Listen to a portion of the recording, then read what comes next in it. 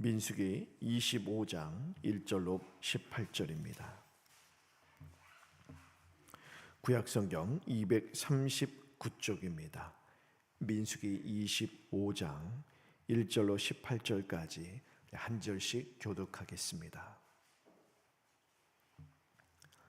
민수기 25장 1절로 18절입니다. 이스라엘이 시딤에 머물러 있더니 그 백성이 모압 여자들과 음행하기를 시작하니라.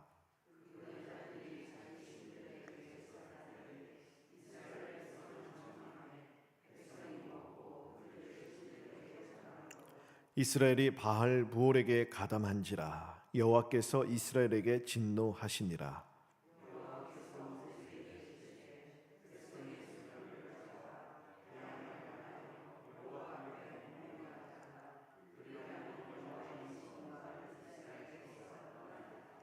모세가 이스라엘 재판관들에게 이르되 너희는 각각 바알 부올에게 가담한 사람들을 죽이라 하니라.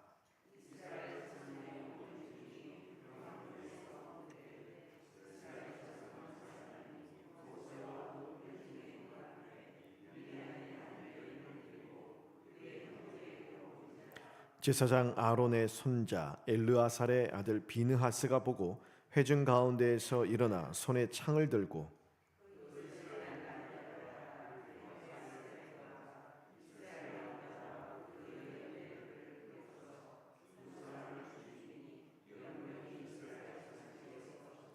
그 연병으로 죽은 자가 24,000명이었더라. 제사장 아론의 손자 엘르아살의 아들 비느하스가 내 질투심으로 질투하여 이스라엘 자손 중에서 내 노를 돌이켜서 내 질투심으로 그들을 소멸하지 않게 하였도다.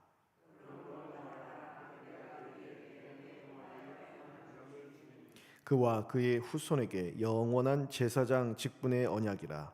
그가 그의 하나님을 위하여 질투하여 이스라엘 자손을 속죄하였음이니라.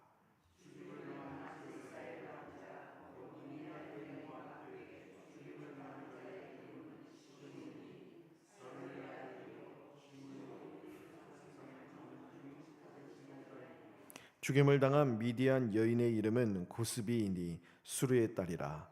수르는 미디안 백성의 한 조상의 가문의 수령이었더라. 미디안인들을 대적하여 그들을 치라. 이는 그들이 속임수로 너희를 대적하되 보레일과 미디안 지휘관의 딸 곧 보레일로 연병이 일어난 날에 죽임을 당한 그들의 자매 고스비의 사건으로 너희를 유혹하였음이니라. 아멘. 오늘 말씀은 바알 부올에서 일어난 음행 사건을 기록하고 있습니다. 이스라엘 백성들이 이제 모압 땅에 있는 모압 평지 시딤에 머무르고 있었는데요. 그때 모압의 여인들의 유혹에 넘어가서 그들과 음행을 저지르는데 음행만 한 것이 아니라 바알 부올에서 바알을 숭배하는 우상 숭배까지 가담하게 됩니다. 오늘 말씀에는요, 이 사건의 배후가 기록되지 않았습니다. 그런데 민수기 31장에 보면 이 일의 배후를 밝히고 있죠. 바로 발람입니다. 발람이 지금까지 발락의 그러한 청에 저주를 하려고 했지만 하나님께서 저주가 아니라 오히려 이스라엘을 향한 축복을 선언하게 하셨죠. 그리고 떠나면서 이 발락에게 하나의 꾀를 알려준 것입니다. 사실 발람이 이스라엘을 축복하려고 했던 것은 그가 진심으로 그렇게 한 것이 아니요, 그렇게 하지 않을 수 없기 때문에 한 것이죠. 그래서 떠나면서 민수기 31장에 보면 이 미디안의 여인들, 모압의 여인들, 미디안의 여인들과 함께 음행을 하도록 하라. 그래서 우상 숭배에 가담하게 하라. 그래서 하나님의 진노를 사게 하라. 타락하게 만들라. 그럼 하나님의 진노가 저들에게 임할 것이다. 꾀를 줍니다. 그래서 발람의 꾀에 따라 오늘 1절과 2절에 기록된 것처럼 이스라엘 백성들이 모압 여인들과 함께 음행을 하고 또한 우상 숭배까지 가담하게 된 것입니다. 그러자 3절부터 5절에 보니까 하나님의 진노가요 즉각적으로 나타납니다. 이런 조치가 없다면 하나님의 백성이 이제 사탄의 회가 되고 마는 것이죠. 그래서 하나님께서 이제 즉각적인 조치를 행하시는 이유는 죄가 더욱더 커져서 이스라엘 백성들 전체 가운데 이 죄의 결과가 나타나지 아니하도록 하나님께서 이 거룩한 공동체를 보호하시기 위함입니다. 그래서 4절에 보니까 하나님께서 백성들의 수령들을 처형하라. 그러니까 각 지파의 이제 그 가문들이 있겠죠. 그 가문을 책임지는 그 지도자들, 리더들을 처형하라 말씀하세요. 왜냐하면 이것이 발람의 꾀로 말미암아 일어난 일이지만 이 지파 안에도 가문들이 많이 있겠죠. 그 가문들 안에도 그 가문마다 뭐 어느 집 해서 집안들이 많이 있을 거예요. 그 집안에 있는 이 리더들이 이를 방조했다는 것이죠. 뻔히 우상 숭배에 가담하는 것을 알면서도, 음행을 하는 것을 알면서도 묵인하고 방조하고 또한 동조하는 자들이었다는 것입니다. 그래서 하나님께서 그들에게 이제 책임을 물으시는 것입니다. 하나님은 분명히 수령들을 다 목을 메어 달라 말씀하셨어요. 엄중한 심판이죠. 그런데 그 4절에 보니까 그렇게 해서 태양을 향하여 모든 수령들을 여호와 앞에 목메어 달라. 그렇게 함으로 말미암아 이스라엘 백성들이 다 보는 것입니다. 이 일이 하나님 앞에서 얼마나 큰 죄요, 하나님을 대항하고 대적하는 일이었음을 분명하게 보게 하라, 회개하게끔 하라 말씀하신 것이죠. 그런데 5절에 보니까 모세는요, 재판관들에게 가서 백성 중에 이 우상 숭배, 음행에 가담하고 우상 숭배에 가담한 자들을 다 죽이라고 명을 합니다. 하나님은 분명히 모든 수령들을 다 목매어 달라 했습니다. 근데 모세는요, 재판관들에게 명해서 우상 숭배에 가담한 자들만 처형하라 말을 함시요. 6절에 보니까 온 이스라엘 자손들이 회막 문 앞에서 울고 있다라고 기록을 하지요. 그것은 무엇이냐? 하나님의 심판이 지금 진행되고 있다는 것입니다. 그리고 9절에 보면 연병으로 죽은 자가 2만 4천 명이나 됐다고 합니다. 하나님 분명히 수령들 다 목매어 달라고 했어요. 근데 모세는 그 하나님의 그 명령보다 재판관들에게 그냥 우상 숭배에 가담한 자들만 죽이려고 했죠. 그러자 하나님께서 직접 심판을 행하신 거예요. 그래서 연병이 돌게 하셨습니다. 수많은 사람들이 죽게 만드셨어요. 하나님이 직접 손을 대신 것이죠. 그때 6절에서 8절에 보면 이 시므온 지파의 한 사람이 미디안 여인을 데리고 와서 이제 장막으로 돌아가는 거예요. 모든 사람들이 지금 다 울고 있습니다. 연병이 일어났습니다. 하나님의 진노가 지금 이스라엘 이 회막이 아니라 이스라엘 이 장막 가운데 퍼지기 시작했어요. 우리가 하나님 앞에서 죄를 졌구나, 다 울며 회개하기 시작했어요. 그런데 그 울고 있는 백성들 사이로 유유히 들어와서 음행을 하기 시작한 것입니다. 그러자 엘르아살의 아들, 아론의 아들 엘르아살, 그의 아들은 비느하스, 즉 아론의 손자지요. 비느하스가 창을 들고 들어가서 음행을 하고 있는 그 남녀를 창으로 찔러 죽입니다. 그러자 하나님의 재앙이 그쳤다라고 기록을 하지요.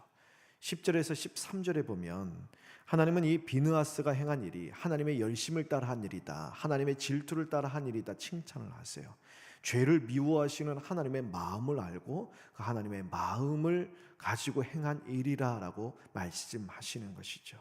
그리고 이 두 죄인을 죽임으로 인하여 이스라엘 모든 백성을 살게 했다라는 뜻이기도 합니다. 그리고 14절에서 15절에 보니까 이스라엘을 범죄에 빠지겠던 사람의 이름이 공개가 되지요.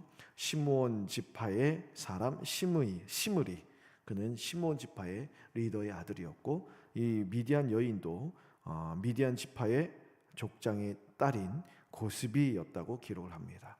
그리고 16절에서 18절에 보면 미디안에 대한 심판이 기록이 되죠. 이 일로 인하여서 이스라엘 백성들은 미디안을 원수로 여기고, 그 다음에 이제 17절에 보면 17절이 아니라 민수기 31장에 보면 나중에 미디안을 쳐서 공격을 해서 그들을 다 진멸하고, 그때 거짓 이 주술사인 발람도 목숨을 잃게 됩니다. 하나님의 심판을 당하게 되는 것이죠. 앞서 우리가 민수기 22장에서 24장까지 보면 발락이 거짓 주술사 발람을 사주해서 이스라엘 백성들에게 저주를 퍼부으려고 할지라도 하나님의 복을 받는 자들에게 그 주술로, 복술로, 어떠한 저주로도 그들을 무너뜨릴 수 없었다라는 사실을 보게 되었습니다. 하나님의 손길 안에 있는 자를 그 누구도 해할 수 없다는 사실을 보았지요. 그런데 오늘 25장에 보니까 그렇게 전능하신 하나님의 팔로 보호를 받는 이스라엘 백성들이 눈앞에 오가는 미디안의 여인들에 의해서 그들의 유혹 앞에 아주 속절없이 무너지는 것을 보게 됩니다. 그 어떤 저주도 어떤 세력도 이스라엘의 하나님 팔, 전능하신 하나님의 손길 안에 보호를 받는 이스라엘의 영광을 무너뜨릴 수 없었고 빼앗아갈 수 없었습니다. 하지만 세상의 유혹 앞에 스스로가 무너지는 거예요. 외부에서도 그 어떤 것으로도 무너뜨릴 수 없었던 이스라엘의 견고함이 스스로 여인들의 유혹 앞에 무너져 내리고 말았습니다. 어떤 학자는 그렇게 이야기해요. 우리는 험상 굳은 세상의 두려움에 의해서보다는 미소 짓는 세상의 매력에 더 위협을 느끼고 더 속절없이 무너지고 만다. 그것이 많은 이야기 같지요.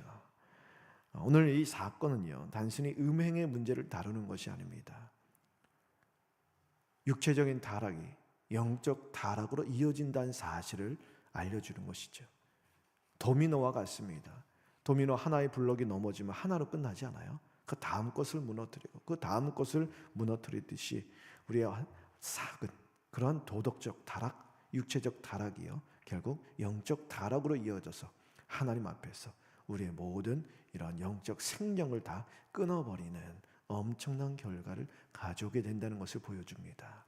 그래서 이 사건이 일어난 후 한 14세기가 지나서 사도 요한이 요한계시록 2장에 버가모 교회를 향하여 책망하면서 너희 안에 발람의 꾀를 따르는 자들이 있다라고 말을 합니다. 발람의 꾀를 따르는 자들, 육체적인 음행을 따르고 도덕적인 타락에 그냥 아무런 생각 없이, 아무런 거리낌 없이 하나님 앞에서 나는 하나님을 믿는다 말하면서도 발람의 꾀를 따르는 자들이 있다라는 것이죠.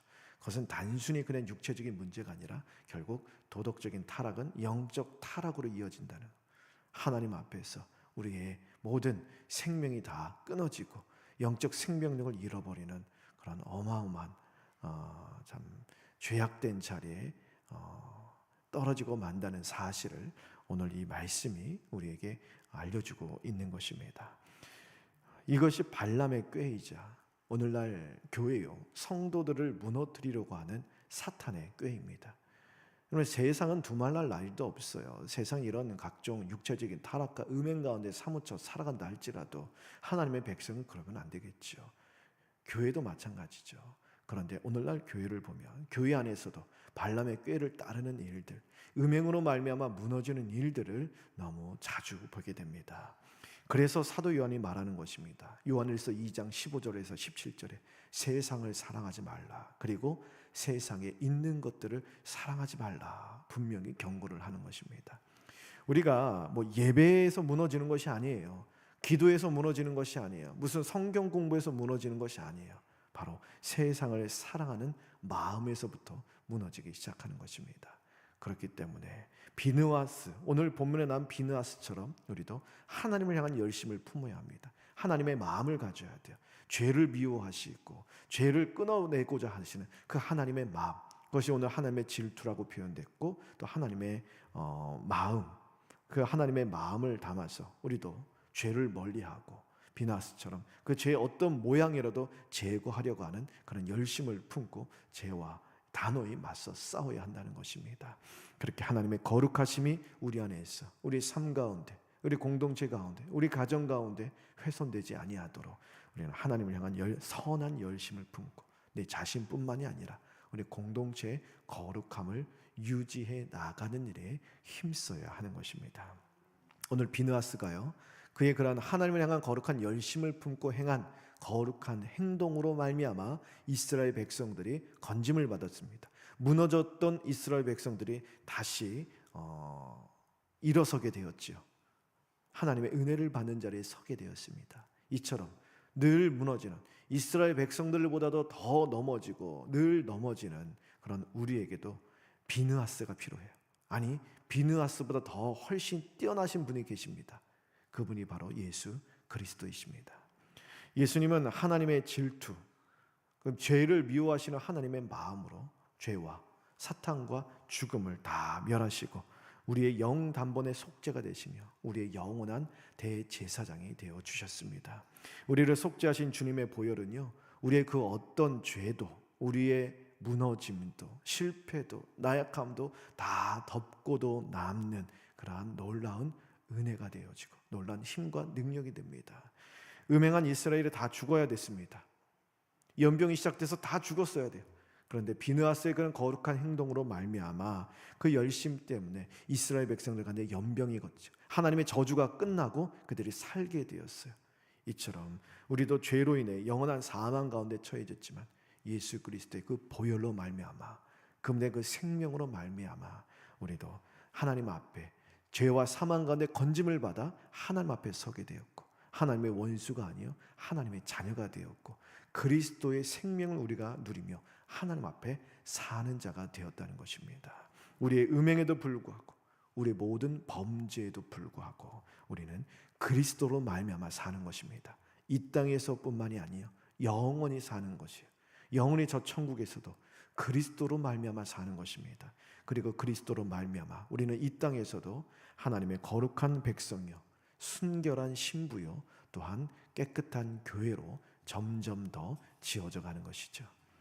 죄인 중에 괴수인 우리에게 임한 이 넘치는 은혜를 기억하며 우리는 더 성삼위 하나님께 감사와 찬양을 돌리는 삶을 살게 되길 바랍니다. 그래서 유혹 많은 이 세상 가운데에서 더 깨어서 주의 마음이 있는 곳에 우리의 마음도 있고 주님이 일하시는 곳에 우리도 함께 깨어 주님과 함께 일하는 놀라운 복을 누리는 저희 모두 되기를 간절히 바랍니다. 기도하겠습니다.